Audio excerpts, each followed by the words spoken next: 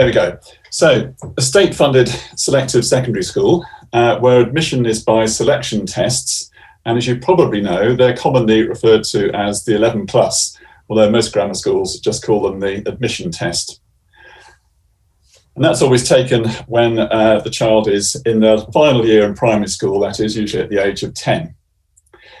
Grammar schools only admit pupils at age 11 and a smaller number at 16. It's quite unusual for schools to take pupils between those ages because they're almost always full and oversubscribed with people who want to join.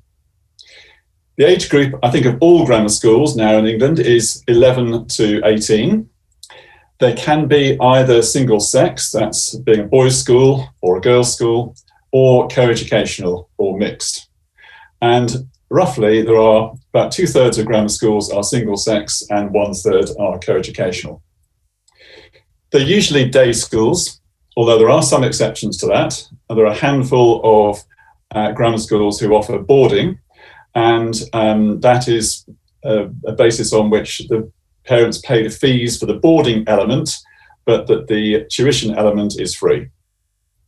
In terms of size of institution, grammar schools range from smallest being around 750 pupils to quite large schools at 1,300 plus.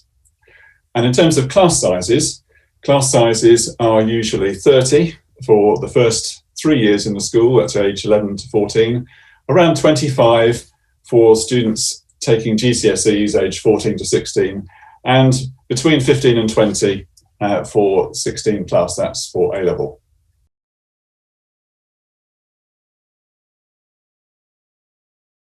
Now, some people get, unsurprisingly, slightly confused between grammar schools and independent schools, and I'll give an example of why that happens in a moment.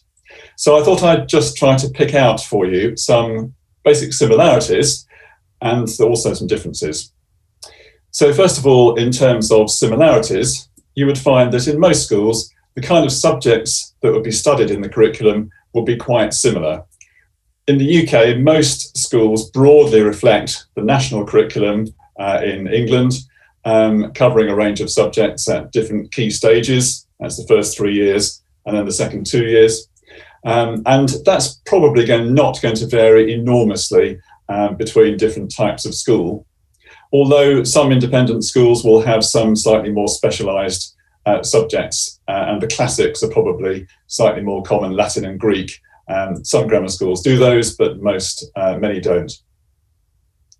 In terms of ethos and values, what you would find if you walked through the door and wandered around the school, you would find a lot of similarities between grammar schools and independent schools, partly because many independent schools actually owe their history and used to be grammar schools until 50 years ago or so.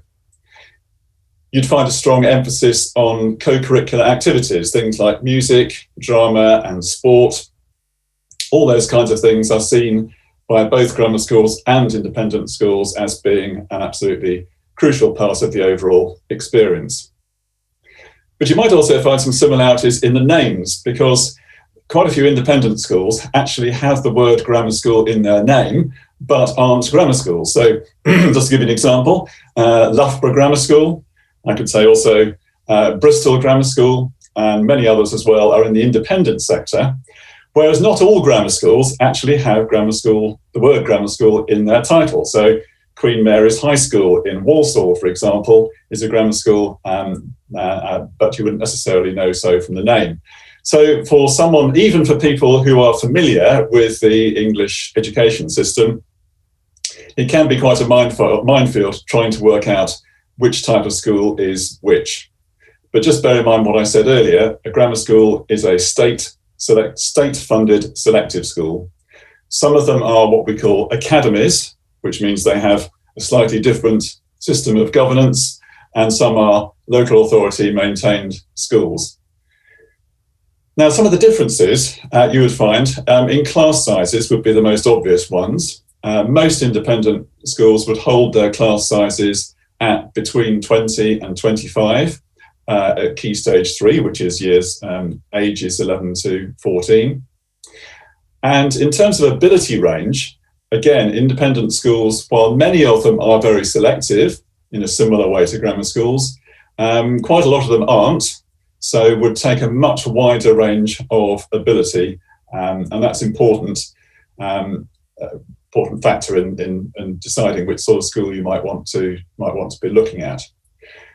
That also links in with language support, as I'll come on to in a moment. The kind of test that you would do in the 11 plus to get into grammar school requires a very high level of English, and therefore, even though quite a lot of children in grammar schools don't have English as their first language, they've usually been living in the UK for long enough that their spoken and written English is at an extremely high level and that they don't require any language support. So it's very unusual in a grammar school for any language support to be offered.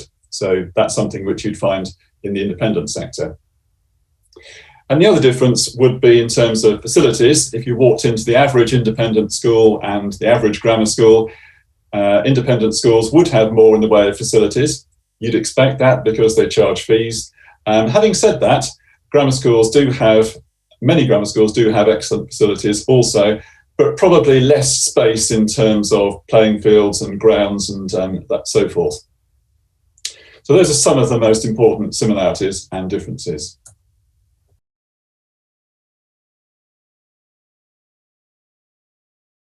Now, just a few words in terms of school life.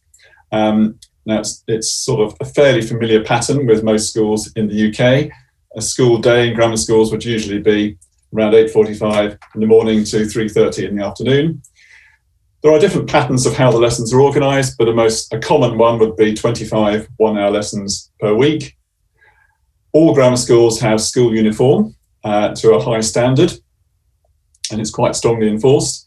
As I've mentioned, music, drama and sports at lunchtime and after school.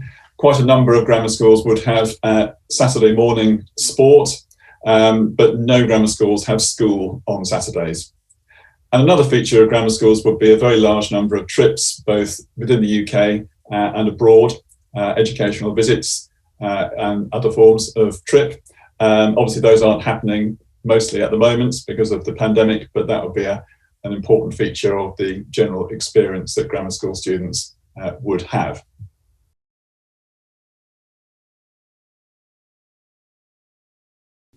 Yeah, I mean, it has to be academically inclined and be prepared to work hard and to respond to the kind of challenge that a grammar school curriculum is going to offer. So, yeah, I mean, I totally agree with what Joyce has said about the differences between Hong Kong and UK education.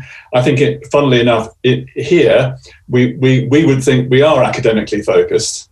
Actually, some people would say we're too academically focused, but compared to Hong Kong, I know it's very, very different. So I think there are some important differences between the two, but I think also there is still a focus on academic success, just in a different way. Mm.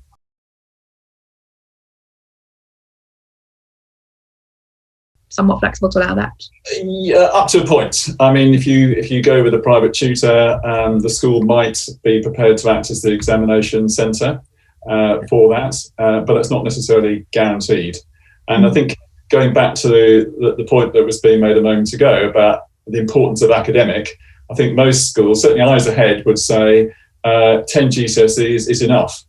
Whereas I'm sure people in Hong Kong would say the more GCSEs you have, the better, because obviously you're more qualified the more exams you have. Whereas actually in the UK, more is not necessarily better.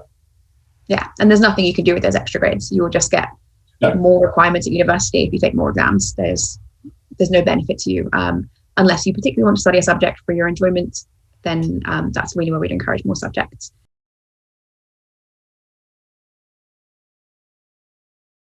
There are some, so there are a handful of Roman Catholic grammar schools in some in London, some in Liverpool, elsewhere in the country, a few. But there might be one or two Church of England schools, but it's very unusual. In Northern Ireland, it's quite different because of the 67 grammar schools in Northern Ireland, they would almost all be either Catholic or Church of Ireland, whereas in England, religious affiliation doesn't really come into it very much. Mm-hmm.